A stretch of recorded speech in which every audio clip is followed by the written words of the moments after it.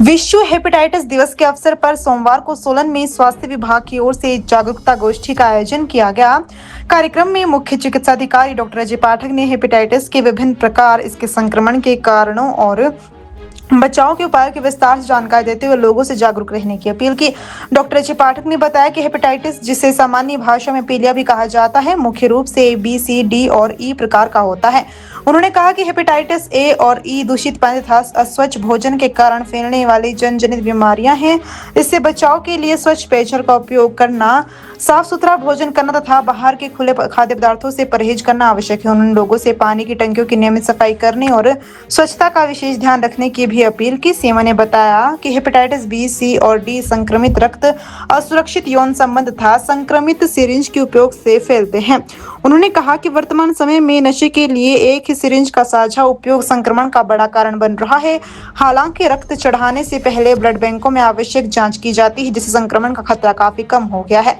Doctor पाठक ने अभिभावकों से अपने बच्चों पर विशेष नजर रखने और उन्हें नशे की लत से दूर रखने का आग्रह किया। उन्होंने कहा कि समाज को नशे गिरफ्त में आए लोगों को मुख्य धारा में लाने के लिए भी आगे आना चाहिए। गोष्ठी में स्वास्थ्य विभाग के अधिकारियों, चिकित्सकों और अन्य विशेषज्ञों ने भी संचारी रोगों, नशे के दुष्प्रभाव और जन जागरूकता की आवश्यकता पर अपने विचार व्यक्त किए।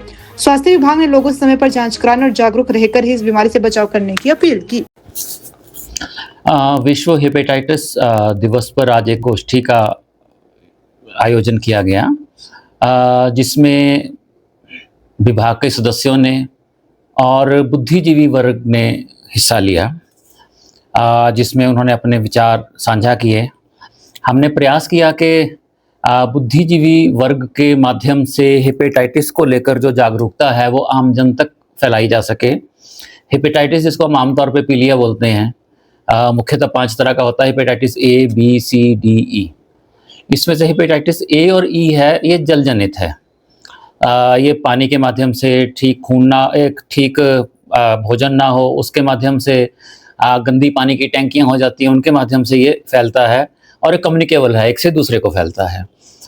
साथ में अगर ऐसा आपको एहसास है कि साथ लेके आएँ और स्वच्छ भोजन करें। अगर बाहर भोजन करते हैं तो भी ध्यान रखें कि भोजन स्वच्छ हो, नहीं तो अपने घर से अपने साथ भोजन लेके आएँ। दूसरी बात आती है B, C और D है, ये रक्त के माध्यम से फैलता है, यौन संबंधों के माध्यम से फैलता है और इंजेक्शंस के माध्यम से फैलता है। अगर हम रक्त की बात करें तो ब्लड बैंक में इसका टेस्ट करके ही रक्त चलाया जाता है और फैलना बंद हो गया है। यौन संबंधों में लोग काफ़ी सुरक्षा लेने लग गए हैं और आपके माध्यम से अपील भी है कि अगर आप कोई अनैतिक यौन संबंध करते हैं, अपने मैरिटल वेडलॉक के बाहर यौन संबंध करते हैं, पहले तो उससे बचें। अगर नहीं बच सकते हैं तो उसमें कॉन्डोम या इन चीज़ों का प्रयोग करें ताकि ये आगे ना फैल सके। जो सबसे मुख्य मुद्दा इस समय ये है कि जो इंट्रावेनस ड्रग यूज़र्स हैं, एक ही सिरिंज के साथ साथ कई लोग ड्रग का इस्तेमाल करते हैं, वो इस बीमारी को एक से दूसरे में फैला रहे हैं। क्योंकि जब नशा कर लेते हैं तो उनको होशो हवास भी नहीं रहता, उनकी इच्छा भी नहीं होती कि हम दूसरी सिरिंज उतनी देर में भरें, दूसरी नई सिरिंज लें। अगर उनके पास है भी है या उनको नई सिरिंज मिलती नहीं है, पैसे की उनके पास कमी होती है, तो जो अपील लोगों से इसी के लिए है कि अपने बच्चों पे थोड़ा ध्यान रखें, इस बात पे नज़र रखें। पूरा समाज ही बच्चों पे नज़र रखे, या जो बड़े भी हैं जो नशे की लत में चले गए उनको नशे से वापस लाने का प्रयास किया जाए और पीलिया से हम इस तरह से लोगों को बचा सकते हैं।